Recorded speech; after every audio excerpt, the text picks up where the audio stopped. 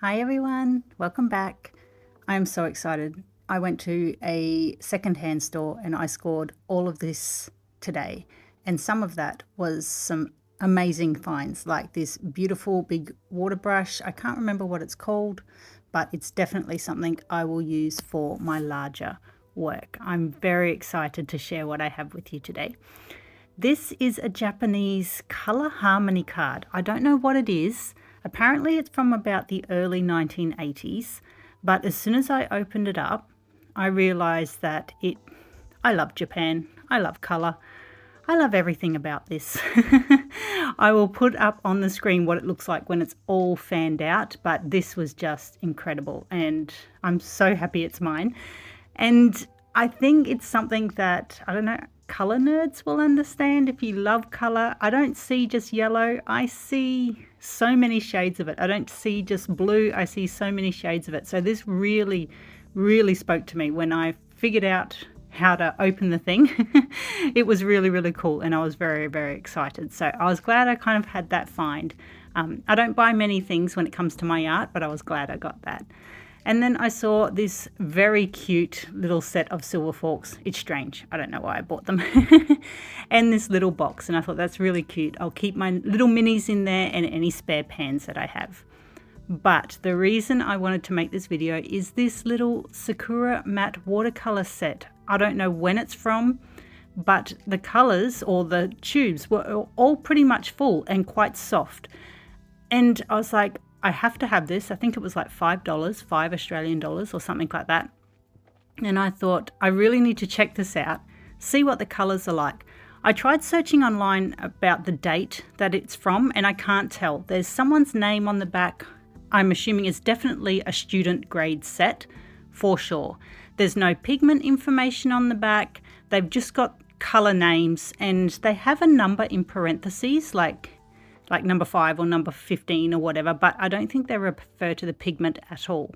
So I thought this is a really good opportunity just to swatch out the colors. I wrote down what the colors were, like the names on the tube. Some of them like were cerulean blue, some were like red.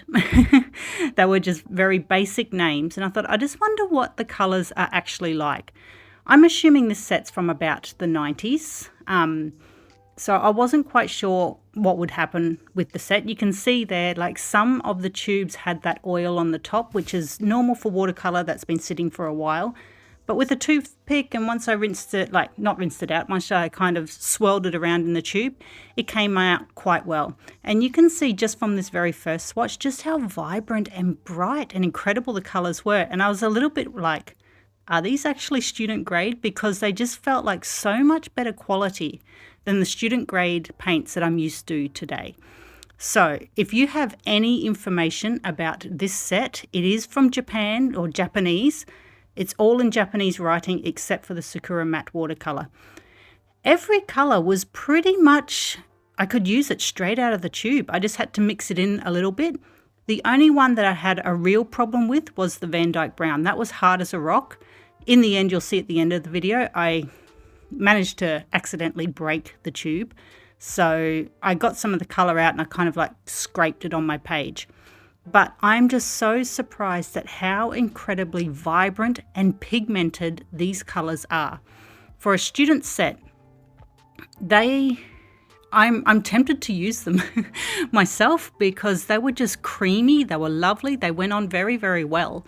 And I've never used these before ever, but I got excited obviously because I could tell that they were older. They're not antique or anything like that, but I could tell that they would be interesting to play with, and I'm very glad that I bought them, even though I'm very much a minimalist when it comes to my watercolors. So I'd love some more information. I have tried a Google search. It's very hard to find. You'll see that I focused on the lid, just little things. That little stamp on the lid, do they even do that anymore? It's just like older things seem to have a thing of beauty that we just don't have today. It wasn't just function, it was also something to be beautiful. So you can see here, I kind of got a little bit sick of just one at a time. So I tried to like get a few of the colors out of the pan and then like swatch it out all at the same time. And you can just see how incredibly bright these colors are. they were stunning and they were just so easy to work with. So yeah, enjoy the rest of the video. The blues in this set are phenomenal. Like the ultramarine is just beautiful, and the greens, the Viridian, oh, I was having so much fun today and I was so happy. So I felt like I scored very much so at the secondhand shop. I got a little box that I can put my things in. I got the watercolors. I got that incredible color harmony card set. I don't know what I'm going to do with it, but I love that there was so many hues in those cards. So tell me, what would you do with these cards, with these watercolors? I'm not one to hang on to things just because they're special. I think they had a function, they still have a function. Let's use them. Let's use what they were created for. So what would you paint? What would you do? How would you use them? I'd love to know. So leave a comment if you have any other information that I just can't find about this set. And I hope you enjoy the rest of the swatching video.